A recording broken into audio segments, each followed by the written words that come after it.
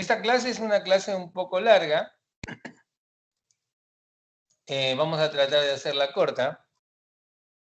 Se trata de semiología de yeyuno, ilion, colon, recto. Entonces esto podría ser en varias clases, pero la tenemos resumida en una. Y no, como nos vamos a centrar en la semiología, se comienza a hacer más fácil. En la semiología del segmento, de esta parte del segmento intestinal, del segmento digestivo, son dos temas los problemáticos, pueden ser signos o pueden ser síntomas. Dolor abdominal y cambio en el ritmo evacuatorio intestinal. Acá, bueno, ha salido evacuatorio, está mal escrito, ¿ya? Pero es cambio en el ritmo evacuatorio intestinal. El dolor abdominal, tienen el dolor de tipo somático, el dolor tipo visceral y referido. Y eso ya lo han revisado, creo, con el doctor Loja, ¿no es cierto? Hay una clase en la que entré que el doctor Loja ya lo estaba haciendo. Si no lo ha hecho, lo va a hacer, ¿ya? Entonces van a tener una clase de dolor abdominal y en donde revisamos los tipos de dolores y revisamos abdomen agudo. Entonces, esta primera parte ya está solucionada. La segunda parte es el cambio en el ritmo evacuatorio intestinal, que se caracteriza por dos extremos, la diarrea y la constipación. ¿Correcto? El tema de estreñimiento no es muy técnico. El tema técnico es constipación. ¿Correcto? Pero muchas veces hablan de estreñimiento. No nos hacemos bolas. La diarrea, como síndrome, se caracteriza por la eliminación aumentada en cantidad y frecuencia de heces, consistencia disminuida, material eliminado debe ser contenido fecal. Hay tres características fundamentales. Para que haya diarrea, necesitamos que la deposición esté aumentada en la cantidad de agua, que esté líquida o semilíquida. O sea, no hay diarrea con deposiciones formadas, ¿correcto? O sea, hay pacientes que asisten a la consulta y nos dicen, yo tengo diarrea, ¿sí? ¿Por qué? Porque hago 3 veces al día o 4 veces al día. Pero, ¿qué características tienen sus heces? Están formadas. Si están formadas, entonces, lo que iba a hacer en un solo viaje, lo ha hecho en varios viajecitos, ¿correcto? Eso sería solo aumento de la frecuencia defecatoria. Y eso se llama polaquiquesia, ¿correcto? Así como hay polaquiuria, hay polaquiquesia. Aumento de la frecuencia de eliminación de heces con características normales. Que puede darse en casos hiperkinéticos, en casos de hipertiroidismo, etc. ¿Está bien?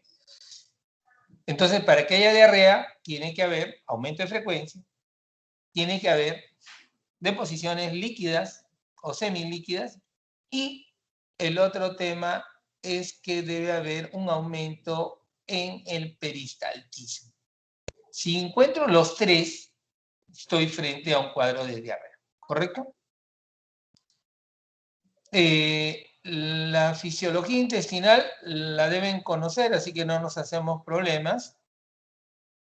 Por definición, las deposiciones tienen un volumen variable, con un peso aproximadamente de 200, 250 gramos. Pero cuando hay diarrea, como les decía, podemos tener volúmenes muy grandes.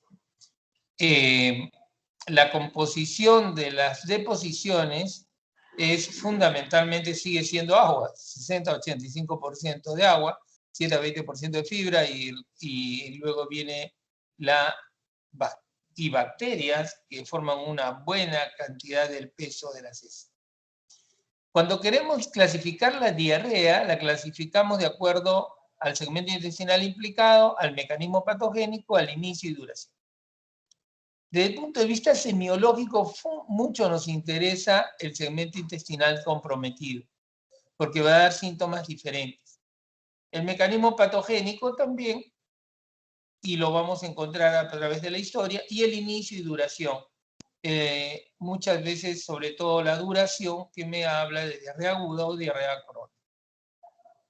Si hablamos de compromiso intestinal alto, estamos hablando de intestino delgado, y si hablamos de contenido intestinal, segmento intestinal comprometido bajo, hablamos de colon. Según el mecanismo implicado, puede ser la diarrea osmótica, secretoria, motora, o por alteraciones orgánicas de la pared, por inflamación, etc. La diarrea osmótica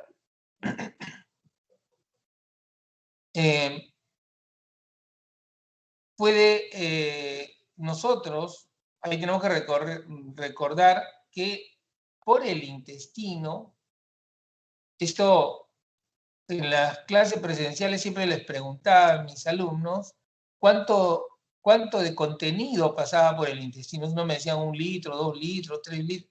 9 a 10 litros en 24 horas pasan de agua, entre agua ingerida y secreciones por el tubo.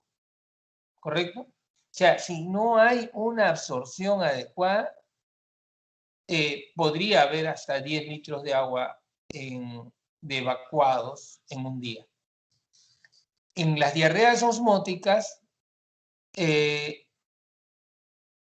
conociendo que este contenido es isosmótico con la sangre, contenido intestinal, en las diarreas osmóticas va a generarnos una deshidratación importante, ¿no? Ya sabemos que la mayor parte de todo se va a absorber en el intestino delgado y en la diarrea osmótica hay una carga osmótica importante que jala agua hacia el intestino y esto genera un cuadro de diarrea.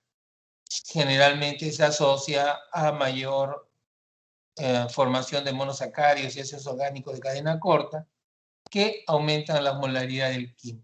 No nos vamos a meter en cada una de la causa, puede ser la deficiencia de lactasa, por ejemplo, también genera una diarrea osmótica. Los laxantes salinos, actualmente cuando vamos a preparar a un paciente para hacerle una colonoscopía o una radiografía de colon, le damos un laxante osmótico, salino, le damos a tomar 3, 4 litros de estas sales, o el sulfato de magnesio, la leche de magnesia que la deben de conocer, y el individuo toma 2, 3, 4 litros y de pronto le dan a ir al baño y evacúa hasta que el colon se queda totalmente limpio. La mala absorción de fructosa, de galactosa, de glucosa también puede generar diarrea osmótica. La ingestión de sorbitol, de manitol, de lactulosa, la usamos para algunos estreñidos. La mala absorción de diferentes alimentos. Hay otras diarreas secretoras en donde las bacterias inflaman directa o indirectamente al intestino, al enterocito, algunas en base a enterotoxinas nada más, otras por agresión directa. Por ejemplo, en la diarrea por vibrio cólera se altera el AMP cíclico y esto genera una diarrea con componentes secretorios severos.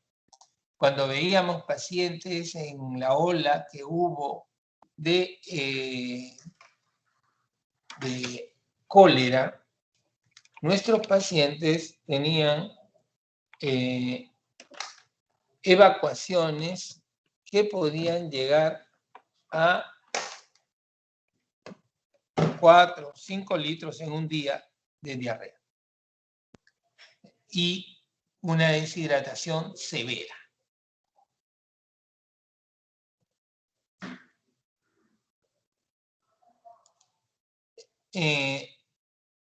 Como les decía, las causas son muchas.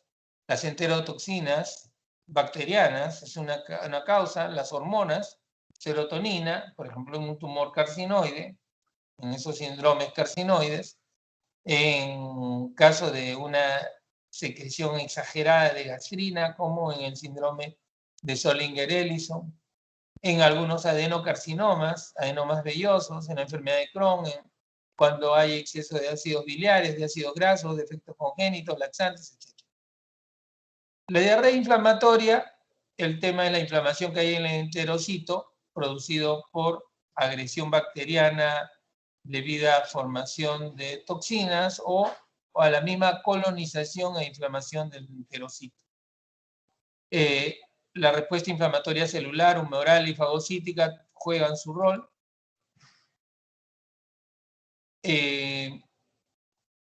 Un ejemplo también de diarrea inflamatoria es la colitis ulcerativa, la enfermedad de Crohn, la shigellosis. Las diarreas motoras, en estas el tema es motilidad, ¿no? Por gran motilidad no deja tiempo de absorber. Solo motilidad, si solo es tema de motilidad, el tema es fundamentalmente la dificultad y el tiempo necesario para hacer la absorción, por el cual se produce la diarrea.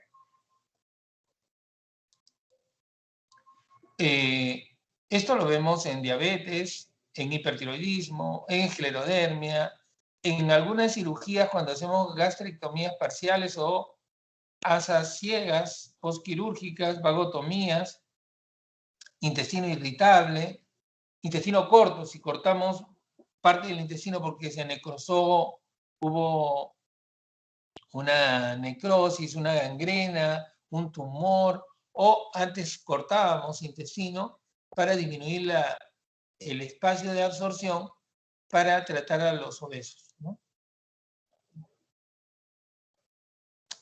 En cuanto a la duración, al inicio puede ser súbito, puede ser de corta duración. En cuanto a los agentes, pueden haber enterotoxinas, neurotoxinas, citotoxinas, enteroadherencia. Puede ser producida por medicamentos, puede ser producida por virus, como el COVID, como enterovirus, etc. Pueden ser producidos, porque hasta un virus de resfriado también puede producir diarrea. Puede ser producido por bacterias, por una variedad de bacterias, y cada bacteria tiene hasta su característica. Y cada bacteria da una forma. Entonces, no nos vamos a dedicar a revisar cada una de las diarreas bacterianas, una por Escherichia coli enterotoxigénica, una por Vibrio cholera, etc. Hay medicamentos, un montón, una serie de medicamentos que en farmacología lo deben de haber revisado, que producen diarrea. Muchos pacientes presentan dolor, fiebre, tenesmo. También la diarrea puede ser producida por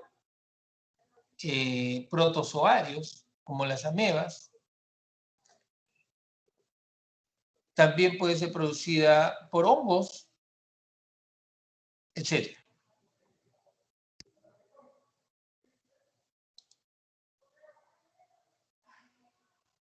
Cuando la diarrea persiste semanas, o sea, más de 2 semanas, algunos consideran más de 3 semanas, es diarrea crónica.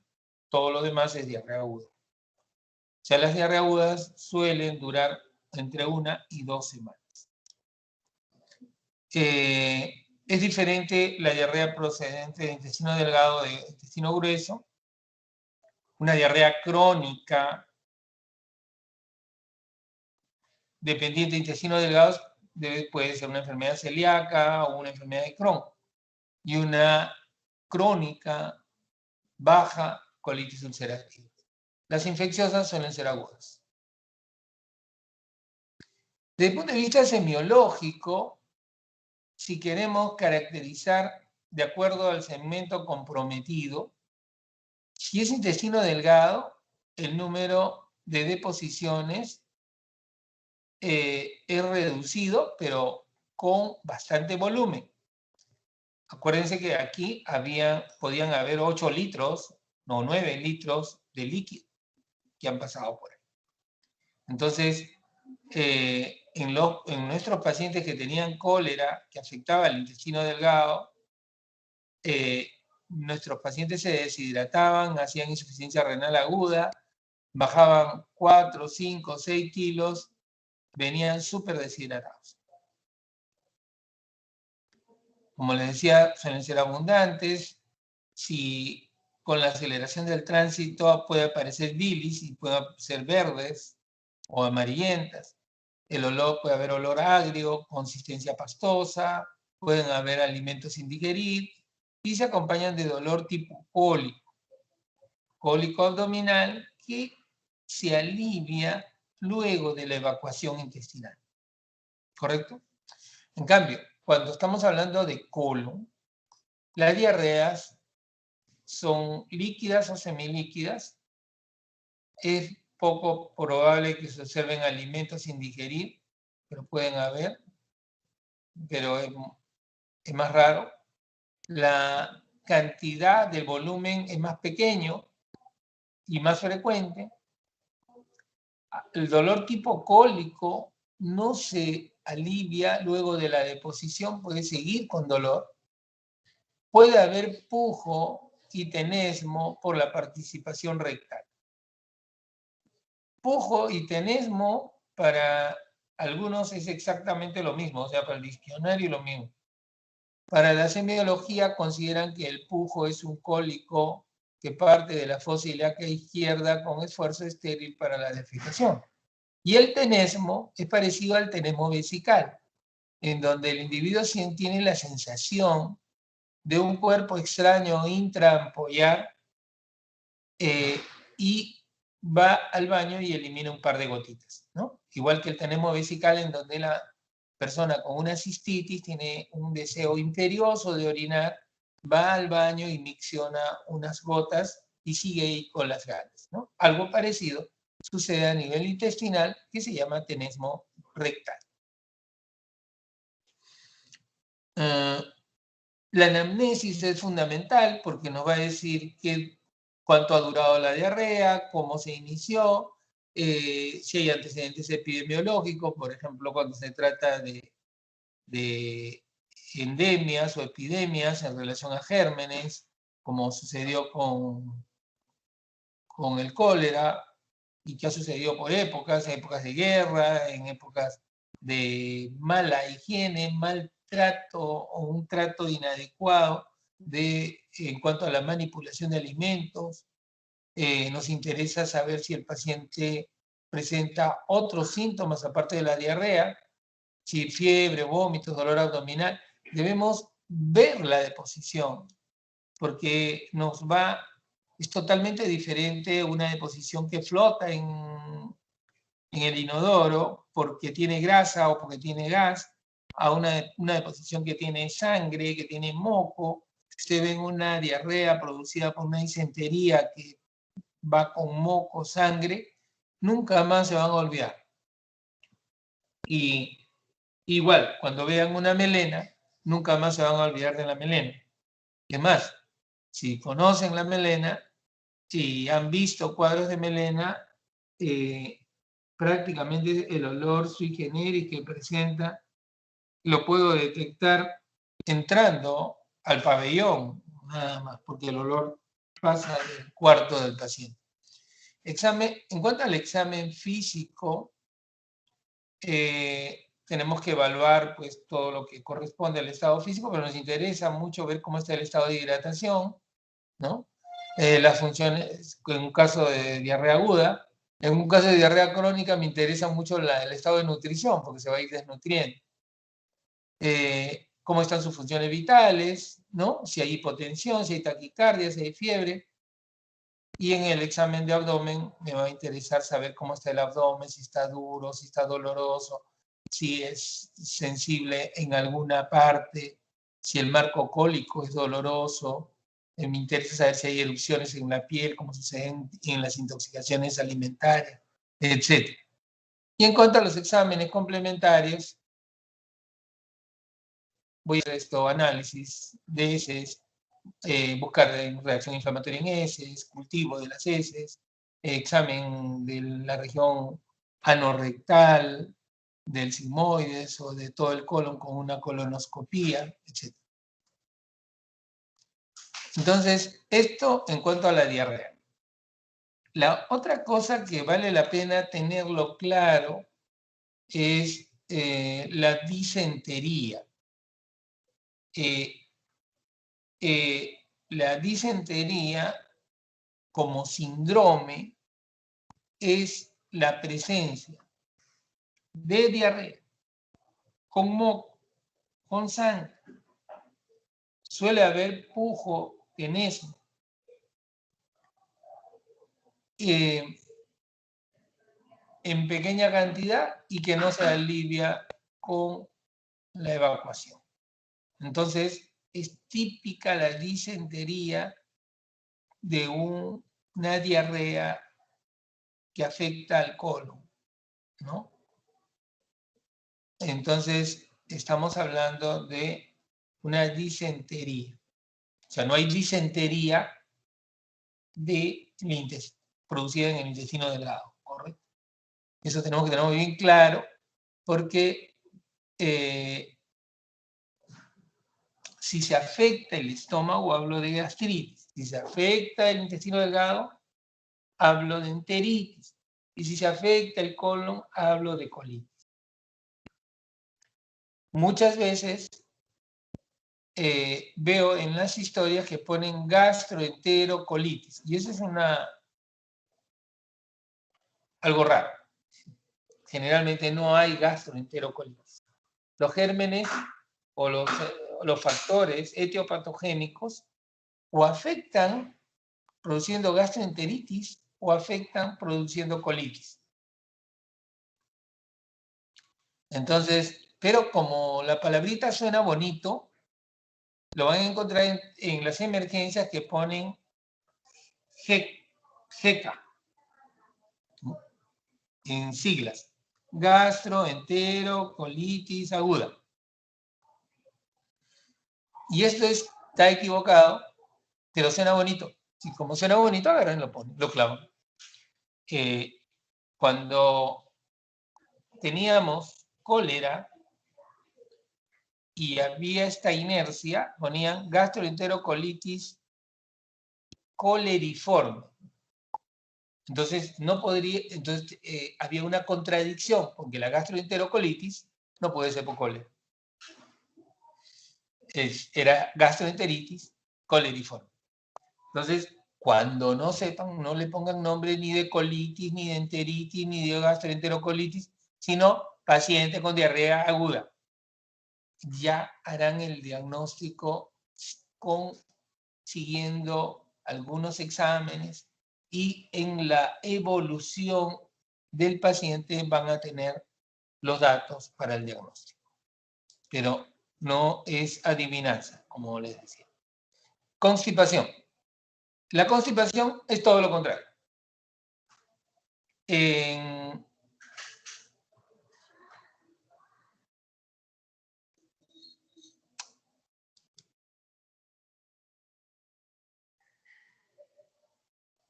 En el caso de la constipación, nos interesa, a ver, Cristóbal Lizárraga, ¿me puede explicar cuántas evacuaciones, o sea, cada cuántos días debe evacuar una persona como algo normal?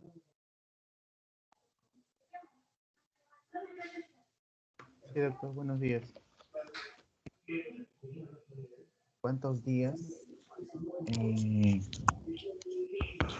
La evacuación creo que es 2 veces al día. Puede ser 3. Y puede ser una. No, pero si pasan ya de las 2, creo que es algo anormal. Ya. Es importante que ustedes revisen, por favor. sigo insistiendo y recuerdo también a mi grupo de práctica que tienen que leer, ¿correcto? Y leer en sus libros. Porque si no, se comienzan a basar en sus propios criterios. Si para mí normal es hacer 2 veces al día, eso es lo normal. ¿Correcto? Y si es hacer 1 vez al día, eso es lo normal. Y si es hacer 3 veces por semana, eso es lo normal. Y ustedes no son el ejemplo de la normalidad. La normalidad es todo un promedio estadístico. ¿Correcto? Entonces, la otra cosa que encuentro en las historias, que me ponen, cuando ponen heces todos los días. ¿Sí? ¿Y por qué me sirve eso? No, no me sirve para nada. No sé cómo está el paciente. ¿Correcto? Deberían de ponerme las características de esas heces. ¿Su deposición es diario? Sí, ya, es diario.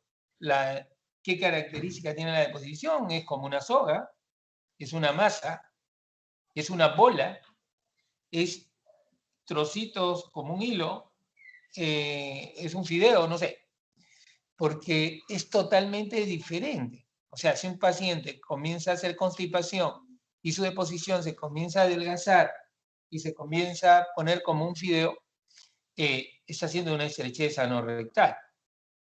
Si una persona hace una deposición por bolitas, está súper estreñido. Entonces, tenemos pacientes que un paciente puede decirles, yo hago deposiciones todos los días, ¿ya? O sea, todos los días está haciendo deposiciones y está súper estreñido. Entonces, tengo que ahondar más. ¿Por qué? Porque un paciente puede estar súper estreñido y hace una bolita en la mañana, al otro día hace otra bolita, al otro día otra bolita, y está totalmente estreñido, ¿no? Entonces,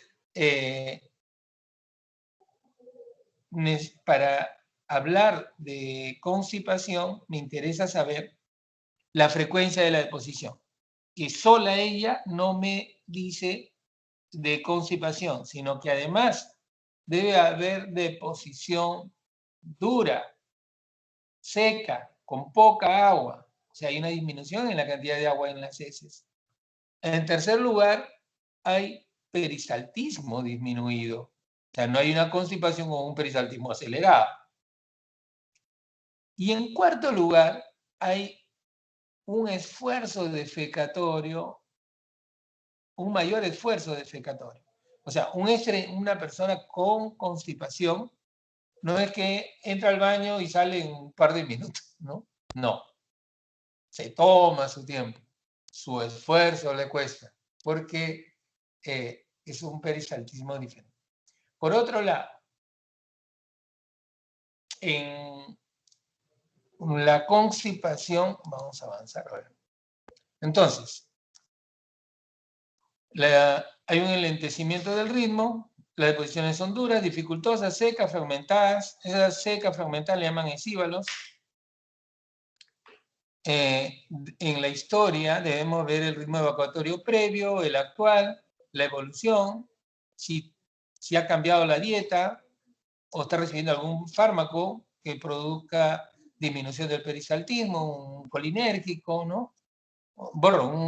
Sí, pues sí, un colinérgico, una atropina o algo por el estilo, una buscapina, todos ellos van a disminuir el peristaltismo, o un analgésico potente, opiáceo, también va a disminuir el peristaltismo. Y entonces, o cambios en el ritmo de vida del paciente, situaciones de estrés físico, psíquico, que también pueden generar colon espástico y otras cosas. Las características de las heces, ¿no? Como les decía, los síntomas concomitantes, si hay pérdida de peso, hay sangrado u otra cosa, y el momento fisiopatológico del paciente. Gran parte de los pacientes que presentan estreñimiento pueden presentar algunas de las causas que pueden sumarse. La edad es un factor que genera estreñimiento. La falta de movimiento, de ejercicios, genera estreñimiento. No encuentra usted un atleta estreñido, ¿no? La falta de agua genera estreñimiento. La falta de ingesta de fibras genera estreñimiento. La fiebre por deshidratación también genera estreñimiento.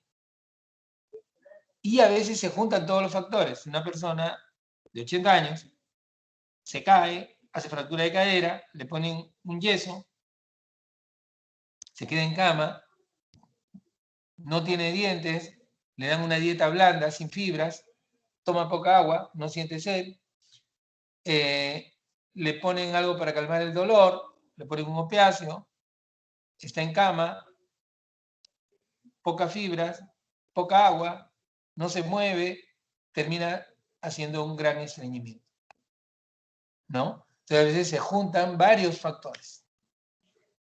Entre las causas pueden ser las mecánicas, las neuromusculares, las reflejas, las causas mecánicas, obstáculos que dificultan el tránsito intestinal, un tumor, una estrechez anorrectal, una patología extrínseca que comprime el colon o el intestino en alguna parte, un vólvulo, etc.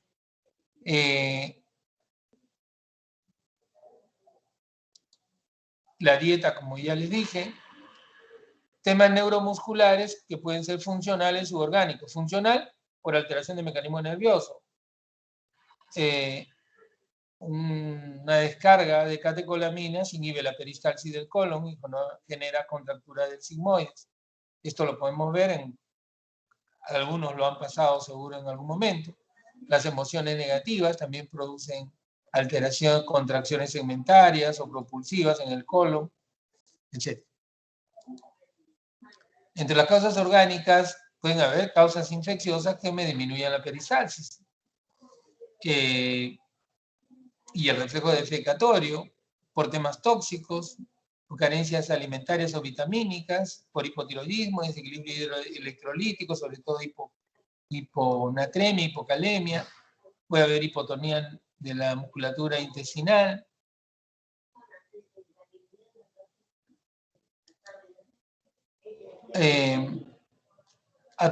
Los fármacos, ¿no? Pues atropinas, opiáceos, metales pesados, enfermedades congénitas, Hirschsprung, ¿no? O la ausencia de plexos de Auerbach y Meissner, o enfermedad de Chagas, ¿no? Está producida por la chirimacha, en donde se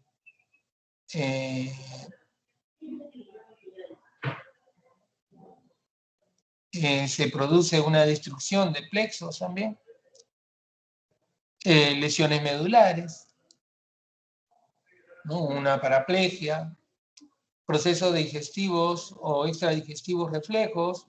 Cuando hay una peritonitis, también puede disminuir el peristaltismo, una apendicitis, una colecistitis aguda, como incluso temas urinarios o anexiales, etc.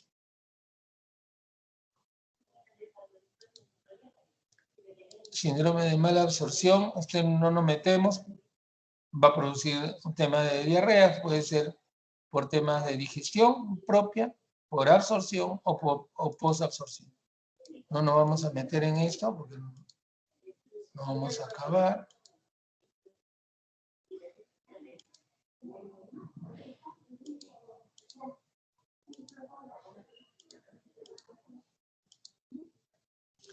Bueno, hay un...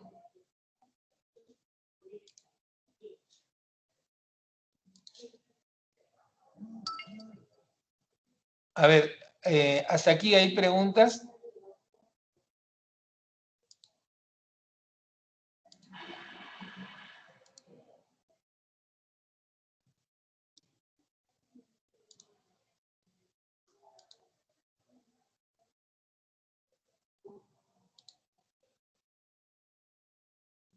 ¿Hay preguntas?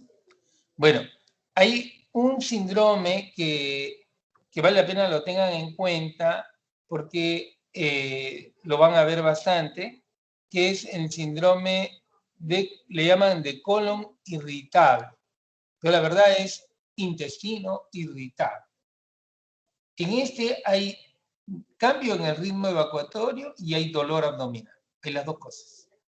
Y puede haber estreñimiento, o sea, constipación, o puede haber diarrea.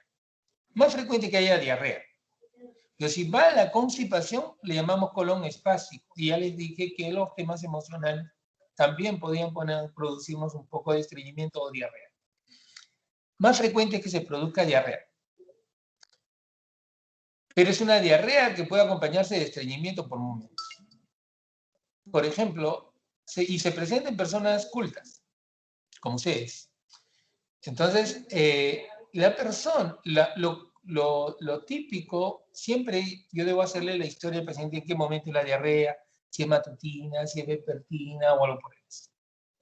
En el colon irritable, la persona presenta, frente al estrés, comienza a presentar deposiciones semilíquidas.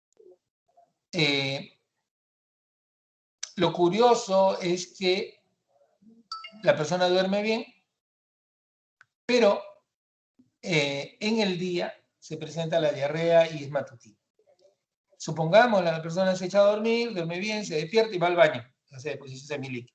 Toma desayuno, vuelve a ir al baño. Almuerza, vuelve a ir al baño. Come, vuelve a ir al baño. Sin embargo, si la persona se va a trabajar, sale de la casa, no hay diarrea. Generalmente o no hay o se disminuye un montón. Porque no quiere ir a baño ajeno. Pero cuando llega a la casa, sí, si el fin de semana está en la casa, va al baño después de cada comida, ¿no? Sobre todo cuando está en estrés. Y si está súper relajada, no va al baño. No va con esa frecuencia, ¿no? Entonces, ese es el colon irritable que tiene una fisiopatología en donde hay temas de marcapasos intestinales que están acelerados, otros que están desencadenados por el estrés, la ansiedad y tiene que recibir un tratamiento diferente. Y hay que verificar las características de la deposición. No los lleva a deshidratación, generalmente. Bueno, para acabar ese segmento, la zona anorrectal, no podemos dejar de mencionar algunas cosas importantes. En la zona anorrectal, el motivo de la consulta puede ser prurito anal, puede ser dolor, o sea, picazón anal, puede ser dolor. El dolor puede ser de diferentes tipos, puede ser un dolor en crisis, como se produce en el caso de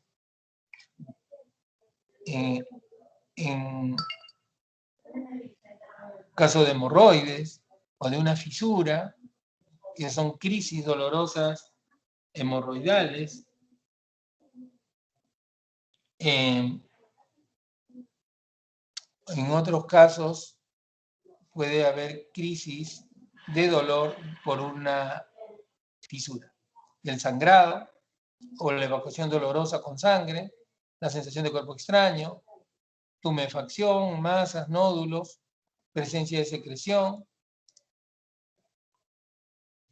El dolor anorrectal es una zona que tiene terminaciones nerviosas importantes, entonces genera un dolor importante. Una fístula o úlcera anal generalmente molesta más luego de la evacuación intestinal, ¿no? Pero hay que verlo.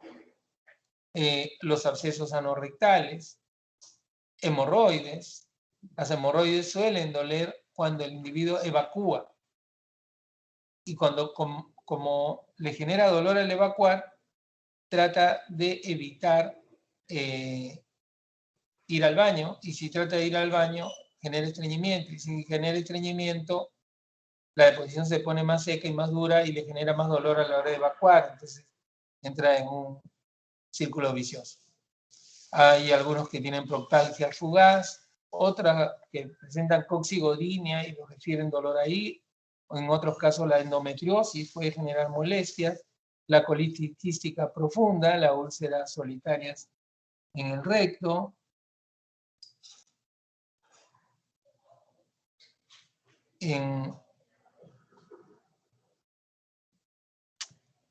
El tenesmo rectal que hablábamos, ¿no? También es uno de los que debemos tener en cuenta. como este dolor repetitivo, doloroso e inútil para defecar, que puede ser producido por hemorroides externas, por proctitis, por cáncer rectal, por pólipos y tumores, por linfogranuloma, por impactación fecal, mejor sería el nombre, por lesiones inflamatorias o tumorales, o por una disentería, como les dije. El prurito anal muchas veces debido a hongos, otras veces por parásitos, ascarilumbricoides, otros parásitos también lo pueden producir, o por dermatosis, psoriasis, eczemas, dermatitis seborreica, neurodermatitis, leucoplasias. Puede ser también por higiene deficiente, por enfermedades locales, condinomas, fístulas, criptitis, comedones, prolapso rectal, cicatrización posoperatoria, menopausia, puede ser también psicogénico e inespecífico. La exploración de esta zona es una zona fácilmente accesible, pero que muchas veces no la examinan, y si no la examinan, no saben qué pasa ahí, ¿no? Debe hacerse una inspección anal, palpación anal. En todo le estamos enseñando que se hace inspección, palpación, percusión, auscultación. Percusión en esta área no se hace, auscultación no les recomiendo.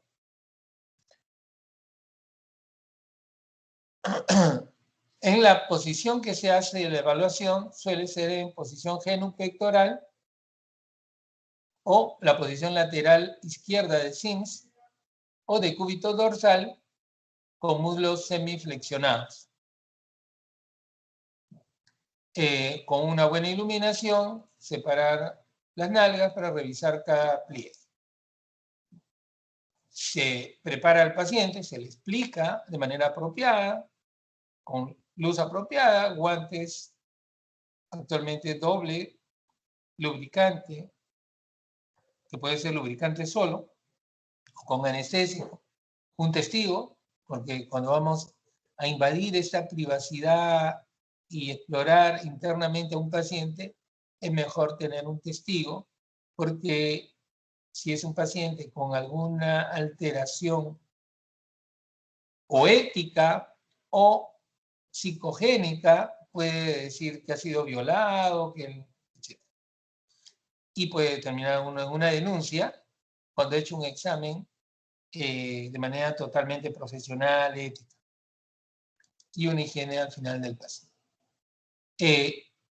A la inspección podemos observar, no podemos dejar de hacer la inspección porque podemos sacar muchos datos importantísimos en el paciente solo a través de la inspección. Debemos observar la zona anal y perianal, observar el esfínter anal, si está cerrado, si se abre solo, si está abierto totalmente, como sucede en algunos traumas genitales, traumas anales, o cuando el esfínter está hipotónico por trauma o por falta de función nerviosa. Observar si hay lesiones perianales, ¿no?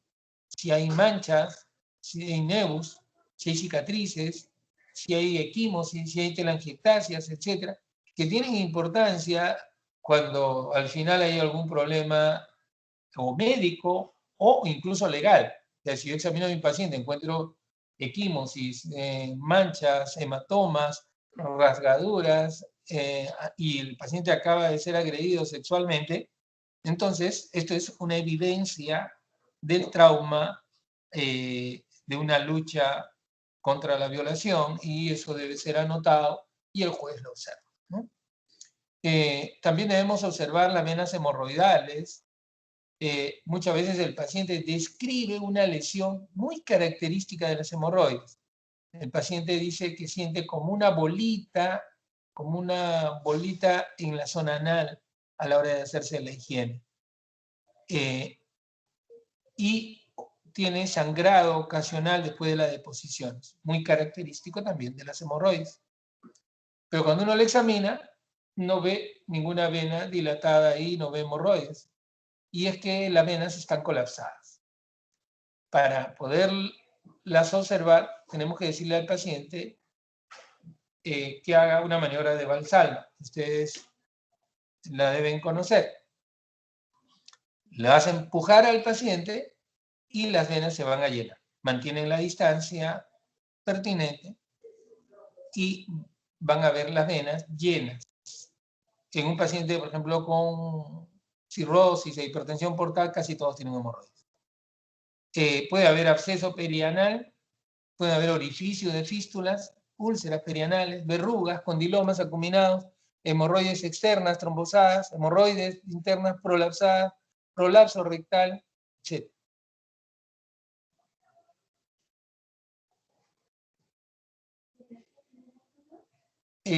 Debemos, luego de la inspección, podemos hacer ya el tacto rectal. Y para eso usamos, pues, esto, como decíamos, lubricante, el guante, todo, y ya hacemos ahora la palpación. En la palpación introducimos el dedo hasta el fondo, sin hacer más maniobras para que el paciente no le genere molestias y pierda la colaboración. Entonces debemos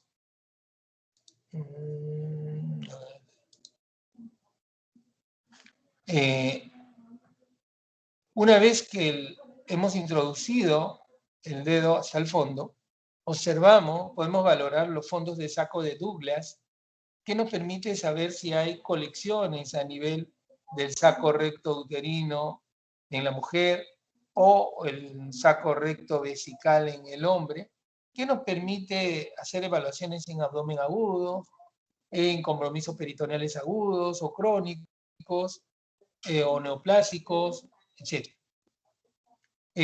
Podemos valorar la ampolla rectal, si la ampolla está con heces, sin heces, si está ocupada, si está vacuas, etc. Podemos valorar un síndrome prostático en un hombre, ver cómo está la próstata, si hay una prostatitis aguda, o si hay una prostatitis crónica. Podemos valorar un síndrome prostático y ver si hay un adenoma prostático grado 1, 2, 3 o 4.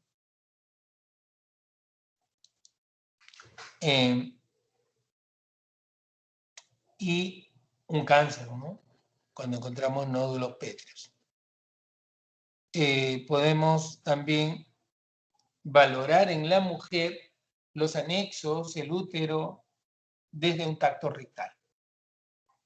Y en mujeres que no tienen vida sexual activa o en niñitas, una de las formas es valorar por este mecanismo.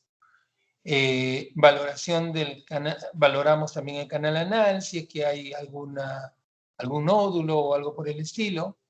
También podemos valorar los puntos renoureterales inferiores en hombres y en mujeres.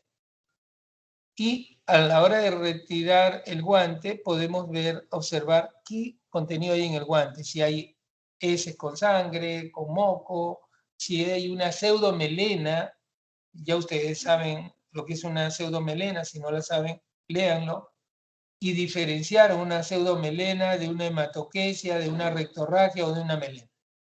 Por lo menos estos 4 tienen que saberlos bien para entender qué pasa con un paciente que tiene una hemorragia digestiva.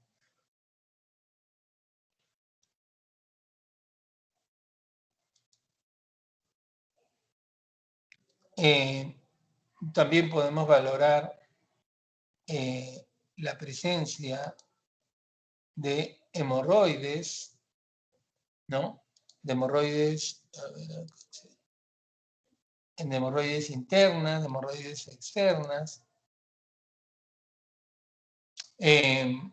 Podemos valorar el tono del esfínter anal podemos detectar neoplasias rectales que estén al alcance del dedo. Y todo esto puede complementarse con análisis y estudios instrumentales, ¿no? Esto para recordarle la parte del recto, cómo es, y cómo son, que tenemos un esfínter anal, que hay, digamos, criptas, todo eso ya lo saben de memoria por anatomía, ¿no? Podemos encontrar, si este es el esfínter anal, todo lo que no sobrepasa el esfínter anal y son hemorroides, son internas. Y las que sobrepasan el esfínter anal son hemorroides externas. Cuando hay una fisura, también la podemos evaluar. Estas fisuras producen molestias generalmente después de la evacuación intestinal. Como la fisura a veces está un poco cerrada, cuando la persona evacúa, esa fisura se abre y entran restos alimentarios. Y 1 hora, 2 horas después de que ha comido, el individuo todavía está con dolor porque entró un resto irritante. Si se comió pues, un rocoto relleno, va a tener dolor que le va a seguir fastidiando. En la técnica, podemos hacer también una evaluación con un proctoscopio, anoscopio, proctoscopio, proctosigmoidoscopio, que es un anoscopio. Con ese se puede observar, o con un proctoscopio que es también rígido de unos 20 centímetros, podemos observar todo el recto, o con el sigmoidoscopio, o con el colonoscopio que tiene 1,80 m y podemos recorrer todo el colon y observar si hay alteraciones. Esa es una posición lateral de Sims para observar, como les decía, las lesiones. Acá hay manchas, miren las manchas blanquecinas que tiene acá. Acá hay otras manchas perianales. Aquí estamos poniendo un proctoscopio. Aquí hay unas lesiones verrucosas, ¿no?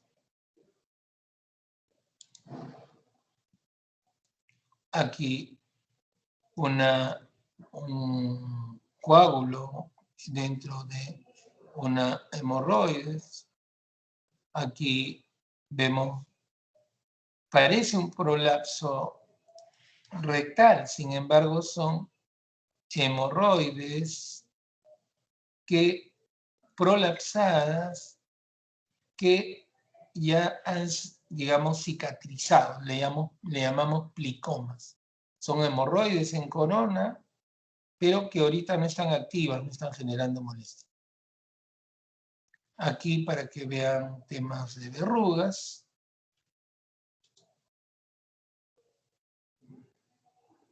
Hemorroide interna, un poquito prolapsada.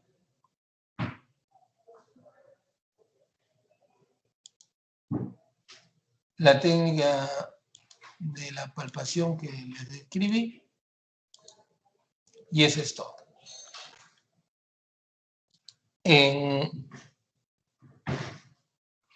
Preguntas.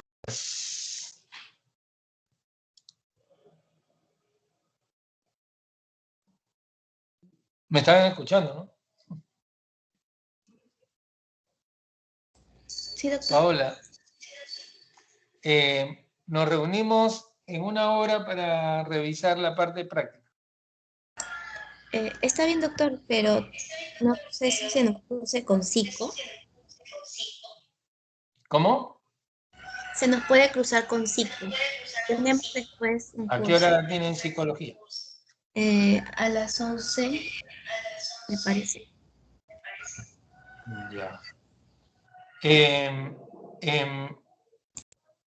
Nos encontramos igual 10:15. En 1 hora nos encontramos y vemos. ¿Ya? Está bien, doctor. Muy bien.